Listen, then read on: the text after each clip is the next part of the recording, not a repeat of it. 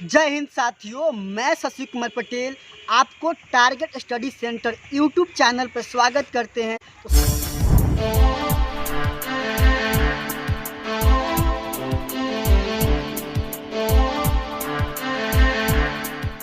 Subscribe now and press the bell icon. Never miss an update.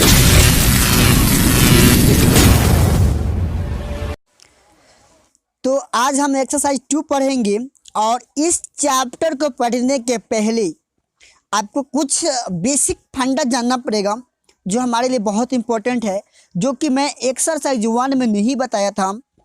ठीक ना? तो आज मैं उस चीज़ को बताना चाहता हूँ आपके साथ, क्योंकि यूट्यूब पर मैंने यूट्यूब पर पूरा एनालाइज किया कि वो चीज़ को नहीं बताया जा रहा है, उसको हिडन किया जा रहा है। जो भी ट्रांसलेशन वाले सर हैं, जो भी ग्रामर वाला, बहुत सारे टीचर इसको हिडन कर दे रहे हैं ना, इसको हिडन फॉर्म कर दिया जा रहा है, इसको बताया नहीं जा रहा है। अब बहुत सारे कोचिंगों में इसको तो चर्चा ही नहीं किया जाता है। कहते तुमको सब्जेक्ट डिफाइन नहीं करने आता है, इस सब्जेक्ट नहीं पहचानने आता है, डांट फटकार करके बेलगा देते हैं। वास्तव में देखा जाए तो उनको भी डिटेल्स में सब्जेक्ट के बारे में किसी की अवहेलना नहीं कर रहा हूँ, रियलिटी बता रहा हूँ। जो मेरे एज के टीचर है आजकल, लगभग मेरा एज है 80 प्लस होगा, 80 प्लस है, तो उस एज के जितने टीचर है ना, वो भी झाट प्रकार के और पुराने सर के बारे में उन लोग पहले से ही रट्टा मार के आए। क्योंकि ऑक्सफोर्ड का एक बुक आता है जो मैं पढ़ा रहा हूँ, आज से पहले का एडिशन में देखिएगा तो सब्जेक्ट का मतलब था, उसमें दिया हुआ था डूअर, यानी कि काम करने वाला। इसका हिंदी निकाल करके बता दिया था। बट वास्तव में हम देखेंगे क्या is it possible subject will be doer, क्या यह संभव है कि सब्जेक्ट डूअर ही होगा? तो इसी के बारे में हम चर्चा कर लेंगे विदाउट स्टार्टिंग एक्सरसाइज 2, बिना एक्सरसाइज स्टार्ट किए। ठीक ना? और उसके बाद हम एक्सरसाइज 2 पर प्रवेश करेंगे। तो देखिए, हम पहले समझते हैं कि आपका जो सेंटेंस होता है ना, सेंटेंस का स्ट्रक्चर होता है, पहले होता है सब्जेक्ट प्लस फिर होता है आपका हेल्पिंग वर्ब होगा या तो मेन वर्ब होगा किसी सेंटेंस में, फिर आपका क्या हो जाएगा, फिर आपका सब्जेक्ट हो जाएगा, हेल्पिंग वर्ब, और उसके बाद अदर वर्ड्स, यानी कि या तो नाउन होगा या तो प्रोनाउन होगा, प्रोनाउन में दूसरा वाला, या तो एडजेक्टिव डॉट डॉट कुछ भी हो, वो अदर वर्ड में आ जाएगा। तो आपका पता होना चाहिए सब्जेक्ट और ऑब्जेक्ट। सब्जेक्ट जब भी होगा तो नाउन ही होगा, नाउन या तो सिमिलर टू नाउन होगा, या तो सिमिलर टू नाउन होगा, या तो नाउन के जैसा ही होगा। आप कहोगे सर सब्जेक्ट प्रोनाउन आता है, तो प्रोनाउन किसके बदले में यूज करते हो साथियों? तो नाउन के बदले में। तो कहने का मतलब है सिमिलर टू नाउन। ठीक ना? आप कहोगे सर जेरेंट लगाते हैं, शुरुआत करते हैं जेरेंट से सेंटेंस का सब्जेक्ट के रूप में, नहीं, तो वह भी सिमिलर टू नाउन ही होता है। आपको किसी वीडियो में बता दिया जाएगा, या तो मेरे पीछे वाले वीडियो जो ग्रामर के सेक्शन होगा उसमें जाकर देखना, पूरा डिटेल्स में बताया गया है। अब रही बात कि सर नाउन जो होता है ना, ये जो नाउन चैप्टर है, आपके इंग्लिश लैंग्वेज के डिक्शनरी या कोई भी बुक खोल लो, उसमें आपका 50 प्लस परसेंटेज आपका जो है वर्ड है वो नाउन से ही है। और नाउन में किस चीज़ से क्या है? तो पोर्टमैंटू एक पोर्टमैंटू करके एक एथी होता है, उसी का हिस्सा है। पोर्टमैंटू का मतलब होता है दो वर्ड को मिला करके, वर्ड प्लस वर्ड निर्माण कर देगा एक न्यू वर्ड की। दो वर्ड मिलकर के एक न्यू वर्ड की निर्माण करता है। जैसे good plus bye, goodbye होता है ना, बोलते हैं गुड बाय, ये दो वर्ड मिल गए, एक ये, तो ये दो वर्ड मिल करके क्या बनाता है? एक न्यू वर्ड को निर्माण कर देता है, इसी को बोलते हैं। चलिए अब हम समझने के प्रयास करते हैं सब्जेक्ट कैसे होता है। तो आपको पता होना चाहिए सेंटेंस में आपका ऐसे ही तो होता है, या तो सेंटेंस में इस तरह से होगा, एक वर्ड यहाँ पे होगा, एक वर्ड यहाँ पे होगा, एक वर्ड यहाँ पे होगा। कहने का मतलब है जो पहला वर्ड होगा, वर्ड ही तो होता है, सब तो वर्ड ही तो होता है, तो जो पहला वर्ड होगा वो सब्जेक्ट होगा। फिर दूसरा, देखिए मैं सीधा चलिए स्ट्रक्चर पाते हैं। या तो सेंटेंस का आपका स्ट्रक्चर ऐसे होगा, सब्जेक्ट प्लस वर्ब, पहला बात कर रहा हूँ। फिर क्या होगा आपका? ऑब्जेक्ट या कॉम्प्लीमेंट होगा। ठीक, पहला ये हो गया। दूसरा कलर चेंज कर देते हैं, दूसरा समझते हैं। दूसरा आपका होगा दूसरा एगो आपका हो जाएगा सब्जेक्ट हो जाएगा प्लस वर्ब हो जाएगा, सबके एग्जाम्पल समझेंगे। और तीसरा आपका इस तरह से आपका हो जाएगा, एक वर्ड ही रहेगा सिर्फ, और यहाँ पे सिर्फ वर्ब हो जाएगा, यहाँ पे कुछ नहीं रहेगा, यहाँ पे कुछ नहीं रहेगा। तो ये 3 स्ट्रक्चर होते हैं आपका साथ ही सेंटेंस का। तो अब एक एक करके समझते हैं। ठीक है साथियों, एक एक करके समझते हैं। तो आप कहोगे सर इस लास्ट जो लिखे थे उसमें सब्जेक्ट था ही नहीं। और एक बात आपको याद रखना, आपकी भूल होगी कि आप कहोगे ना कि बिना सब्जेक्ट का सेंटेंस का निर्माण कर सकते हैं? नहीं। Without subject we can't imagine in a sentence, we can't make a form या we can't create form a sentence. हम सेंटेंस का फॉर्म का निर्माण नहीं कर सकते हैं बिना सब्जेक्ट के और बिना वर्ब के भी। आप बिना वर्ब और बिना सब्जेक्ट के आप किसी भी सेंटेंस का निर्माण नहीं कर सकते हो। सर अब बात करते हैं सर हम कि सब्जेक्ट कैसे फाइंड करेंगे, क्या लगाएंगे कि सब्जेक्ट हमको मिल जाएगा? क्या सच में जो सब्जेक्ट होता है वो डूअर ही होता है? तो ये बातों पे हम लोग चर्चा कर रहे थे, तो आपको पता होना चाहिए। अब जो कहते हैं कि सब्जेक्ट डूअर है उनसे लिए क्वेश्चन। यहाँ पर देखो, देयर इज ए पेन, जैसे मैं लिख रहा हूँ ना पेन, स्टाइलस से लिख रहा हूँ, स्टाइलस इसका नाम है, पेन जिससे लिख रहा हूँ। तो यहाँ पे मुझे बताइए सब्जेक्ट कौन है, जल्दी से बता दो मुझे, कमेंट करके साथ जल्दी बता दो। बताओ यहाँ पर सब्जेक्ट कौन है? क्या ये सब्जेक्ट है? क्या पेन सब्जेक्ट है? क्या इसमें सब्जेक्ट ही नहीं है? अब बहुत सारे बच्चे कहेंगे सर यहाँ पर तो डूअर कोई काम हो रहा है, बताना मुझे। जो डूअर बोल रहे हैं कि डूअर सब्जेक्ट है, तो बताना मुझे यहाँ पे कोई काम कर रहा है क्या? कौन सा काम हो रहा है यहाँ पे मुझे बता दो। कोई काम हो रहा है? मैं आपसे क्वेश्चन पूछ रहा हूँ, नहीं हो रहा है कोई काम। तो यहाँ पर जो डियर है ना वो डमी सब्जेक्ट है। डमी, इसको बोलते हैं डमी सब्जेक्ट। आप पहली बार सुन रहे होगे आज कि एक डमी सब्जेक्ट भी होता है। क्या डमी का मतलब होता है? डुप्लीकेट, ठीक ना। एक डुप्लीकेट सब्जेक्ट है। जब किसी सेंटेंस में सब्जेक्ट नहीं आते ना तो उस जगह पर हम लोग डमी सब्जेक्ट का यूज करते हैं। देयर, हेयर, ईट, ये सब क्या है? डमी सब्जेक्ट होते हैं। पता ना, इट इज पेन, यहाँ पर क्या इट इज पेन में कोई काम हो रहा है? नहीं। अब जैसे बोलते हैं दिस इज बॉय, कोई काम हो रहा है? नहीं। अब काम टेंस वाले सब, टेंस वाले, वॉइस वाले, नरेशन वाले, इन सब फॉर्म में काम होता है, लेकिन हर जगह काम नहीं होता है। तो इसी के बारे में हम आपको बताना चाह रहे थे। आपको पर्सन पता नहीं होगा, पर्सन पढ़ा देंगे अगले चैप्टर में, क्योंकि पर्सन भी यहाँ पर हम लोग को समझना पड़ेगा, ठीक ना। अब बहुत सारे बच्चे के दिमाग में आ रहा होगा सर ये जो एक आप तीसरे नंबर में जो लिखे थे कि सिर्फ वर्ब ही था, क्या ये सब्जेक्ट नहीं होता? इसमें सब्जेक्ट होता है, हिडन फॉर्म में होता है। समझो कैसे। इंपरेटिव सेंटेंस जब पढ़ोगे ना, जैसे हम लोग कहते हैं गो देयर, कहते हैं ना गो देयर, वहां जाओ, तो हम किसको बोलते हैं? हमारे जो सामने कोई एक व्यक्ति होता है उसी को ना बोलते हैं, यानी कि सेकंड पर्सन। और सेकंड पर्सन में क्या आता है? व्यू, यानी कि आपका यू क्या होता है? हिडन होता है, छुपा हुआ फॉर्म में होता है। हम लोग उसे बाहर नहीं करते, सिर्फ बोल देते हैं गो देयर, सिट डाउन। तो कहने का मतलब हम दूसरे व्यक्ति यानी कि दूसरा सेकंड पर्सन को इशारा करते हैं। जो हमारी बातों को सुनता है, जो लिसनर होता है वो सेकंड पर्सन होता है, जो स्पीकर होता है यानी फर्स्ट पर्सन होता है, और जिसके बारे में बात करते हैं वो थर्ड पर्सन होता है। ये बात को आपको दिमाग में या भेजा में बैठा लेना है। अब बात करते हैं साथियों सब्जेक्ट की, कि सब्जेक्ट डूअर है या नहीं है। सब्जेक्ट इक्वल टू डूअर या subject is not equal to doer. देखो किसी किसी कंडीशन में हम बात कर रहे हैं सब्जेक्ट डूअर भी हो सकता है, किसी किसी कंडीशन में नहीं होता है, तो उसके जगह पे हम लोग डमी सब्जेक्ट का यूज करते हैं। समझ गए? डमी सब्जेक्ट का क्या करते हैं? यूज करते हैं, ठीक है। आप समझ रहे हो ना? ओके। तो आप समझते हैं कि सर सब्जेक्ट कैसे किसी सेंटेंस में पहचान सकते हैं। तो आपको पता होना चाहिए कि आप समझ गए ना, सब्जेक्ट डूअर ही नहीं है। किसी किसी सेंटेंस में डूअर है तो किसी किसी सेंटेंस में डमी सब्जेक्ट का यूज करते हैं, यानी कि डूअर नहीं है। अब हम बात करते हैं साथियों कि हम लोग जो सब्जेक्ट होता है उसको कैसे फाइंड करेंगे। How to recognise the subject in any sentences, ठीक ना। जैसे देखिए मैं एक सेंटेंस लिख दिया कि आई एम अ स्टूडेंट, क्या लिख दिया? स्टूडेंट, ठीक। अब बताना यहाँ पर आई क्या है? आपका सब्जेक्ट है। सर आप कह रहे हो सब्जेक्ट, ठीक मान लिए। क्या ये डूअर है? क्या ये डूअर है? क्या ये डूअर है? नहीं। अब पूछो सब्जेक्ट हम कैसे फाइंड किए हैं, तो हम क्या करेंगे ना, जो ऑब्जेक्ट होता है ना, ऑब्जेक्ट, या तो आप यहाँ वर्ब है ना तो यहाँ पे लगाना कौन हूँ, कौन हु लगाओगे ना, हु तो कौन हूँ, तो मैं। यहाँ पे लगाओ कौन स्टूडेंट है, एक ही में इसको जोड़ लो, कौन स्टूडेंट है, तो मैं। तो यहाँ पे हु के आंसर क्या आ रहा है? आई, इसलिए आई यहाँ पे आपका सब्जेक्ट है, ना कि डूअर यहाँ पे नहीं है। फिर से समझो, दूसरा सेंटेंस लो, जैसे एक ले लो, I am to play cricket, कि मैं क्रिकेट खेलने वाला हूँ, मैं क्रिकेट खेलने वाला हूँ या खेलने को हूँ। तो जो यहाँ पे एम है ना वो आपका वर्ब है। अब बहुत सारे लड़के कहेंगे प्ले, नहीं, ये इन्फिनिटिव है। क्या है? इन्फिनिटिव है। तो यहाँ पे कोई एक्शन हो रहा है, एक्शन हो रहा है, एक्शन के मतलब काम करने वाला, एक्शन नहीं हो रहा है।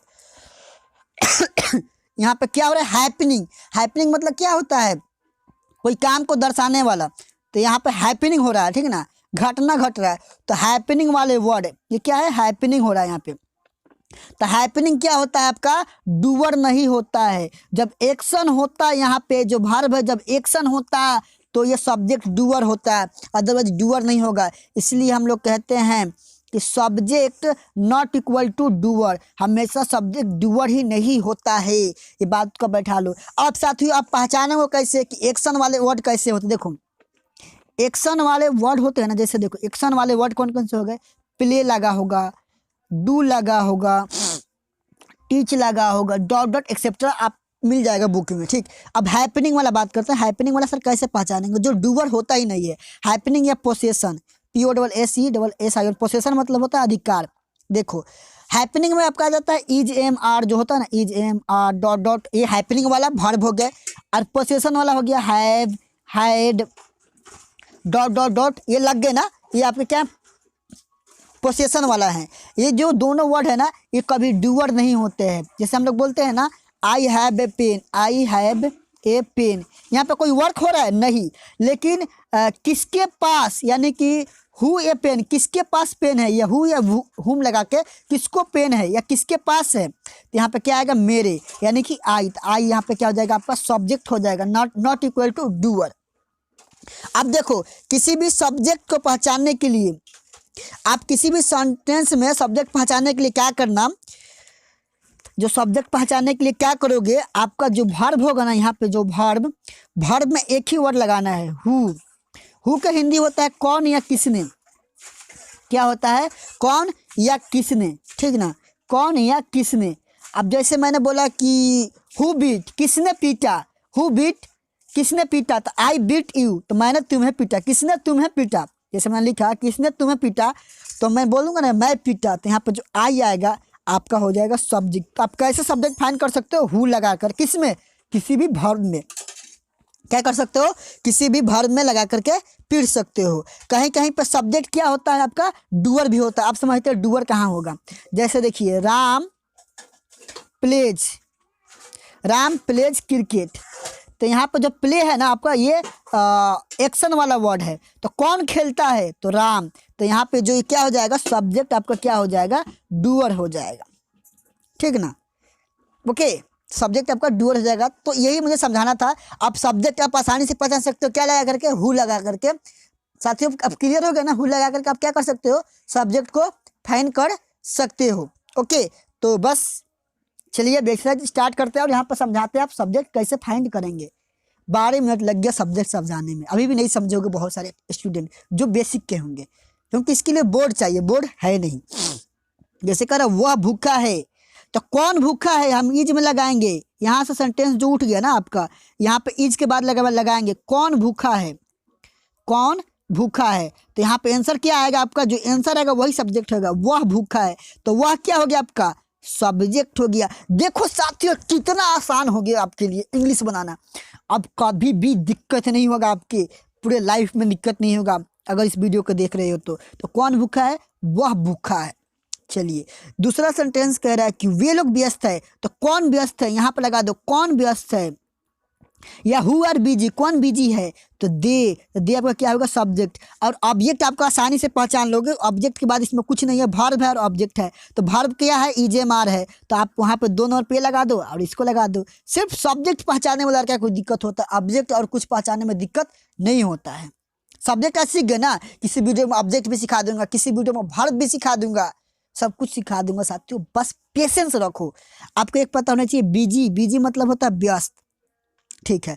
सीता लंबी है, तो कौन लंबी है, सीता, तो सीता इज टॉल। अब इस वीडियो में सीखो, स्पोकन अगले वीडियो में सिखाऊंगा कैसे एक सेंटेंस से आप हजारों सेंटेंस बना करके स्पोकन इम्प्रूवमेंट कर सकते हो। मैं आपको एक वीडियो लाऊंगा अपने भाई के साथ, जो कि स्पोकन हम लोग करके दिखाएंगे आपको कैसे स्पोकन की इम्प्रूवमेंट करे। लगभग 7 या 8 ईयर्स का मेरा भाई है, एक सोनू नाम है, उसके साथ मैं आऊँगा आपको साथ वीडियो में, तो मैं बताऊँगा कैसे स्पोकन इम्प्रूवमेंट कर सकते हो।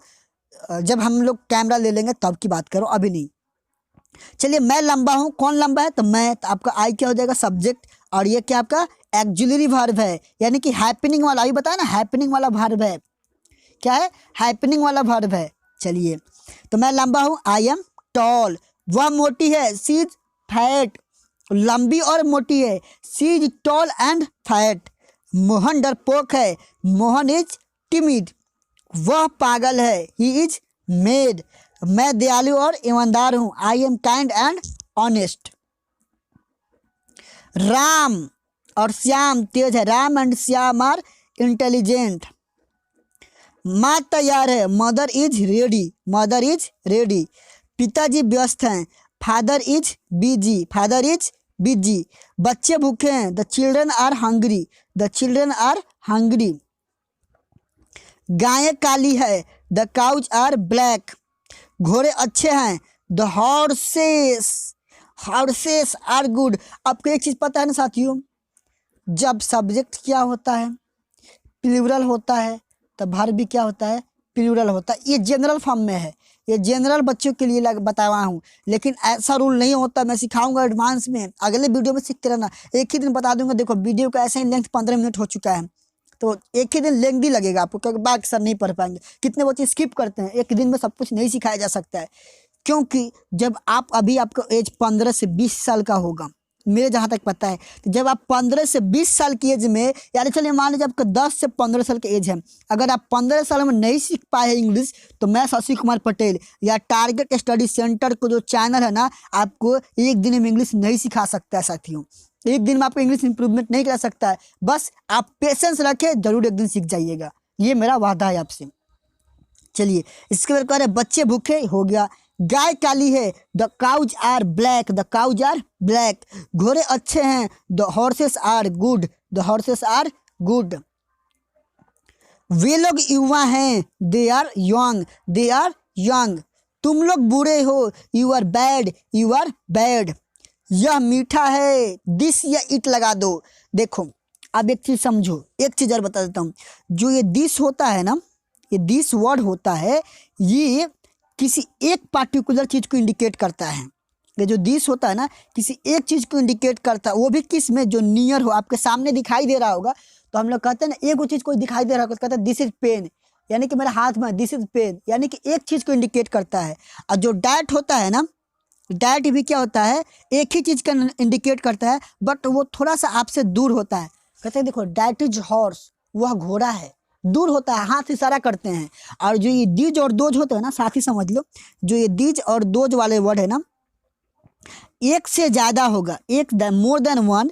और दीज आपके नज़दीक के लिए होता है, दोज आपके दूर के लिए होता है। ये मोर देन वन होता है, ये भी मोर देन वन होता है, उसके लिए यूज करते हैं। चलिए दीज और दोज में कन्फ्यूजन क्लियर हो गया होगा, ठीक है। तो क्या था, कहाँ गया ईट वाला सेंटेंस? यह मीठा है, तो मीठा आपका निर्जीव वस्तु है, इसलिए ईट भी लगा सकते हो, ठीक ना। ईट ज़्यादा करके निर्जीव के साथ लगता है। तो यह मीठा है, दिस या इट इज स्वीट। यह काला है, दिस इज ब्लैक। यह भूरा है, दिस इज ब्राउन। आप धनी और स्वस्थ हैं, you are rich and healthy. Healthy मतलब स्वस्थ होता है, रिच मतलब धनी होता है। Ram and Shyam, you are स्वस्थ हैं। आपको बताया है जब दो नाउन एंड से जुड़ जाएगा, जब दो नाउन एंड से जुड़ जाएगा तो आने वाला वर्ब क्या होता है? प्लूरल होता है। अगर यहीं पे एंड किया है आपका, एंड एक कंजक्शन है, ठीक ना, बात याद रखना, कंजक्शन है। अगर यहीं पर दो नाउन ऑफ से यानी कि प्रीपोजिशन से जुड़ जाता, दो नाउन प्रीपोजिशन से जुड़ जाता, तो इसके अकॉर्डिंग हम सब्जेक्ट लगाते हैं। इसके अकॉर्डिंग क्या करते हैं हम लोग? सब्जेक्ट लगाते हैं। समझ गए? तो बस आज के लिए इतना ही। आपको पता चल गया ना किसके अकॉर्डिंग कौन सा सब्जेक्ट लगाते हैं। तो आज हम लोग ज़्यादातर सब्जेक्ट में ही बात किए थे। तो बस हमको दीजिए विदा, क्योंकि 18 मिनट हम ले लिए आपका। तो लेते हैं, जय हिंद, वंदे मातरम। पढ़ते रहिए, बढ़ते रहिए। Thank you.